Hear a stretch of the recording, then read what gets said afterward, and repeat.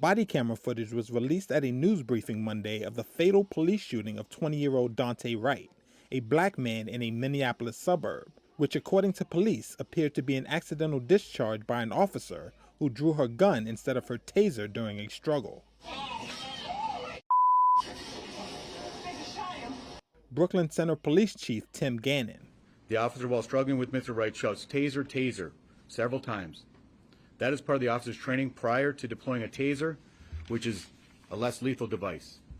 During this encounter, however, the officer drew their handgun instead of their taser. This appears to me, from what I've viewed and the officer's reaction and distress immediately after, that this was an accidental discharge that resulted in the tragic death of Mr. Wright.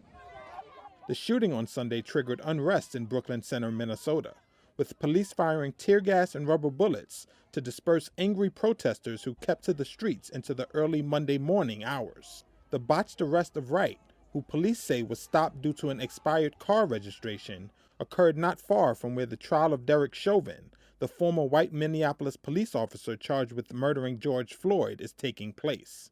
Brooklyn Center Police Chief said the routine traffic stop escalated into a deadly shooting when officers ran a check on Wright and found an outstanding warrant for him.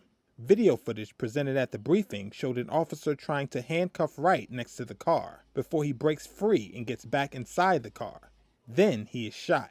At the news conference, Brooklyn Park Mayor Mike Elliott said the officer, who has been placed on administrative leave and whose identity has not been disclosed, should be fired. My position is that we cannot afford to make mistakes that lead to the loss of life of other people in our profession.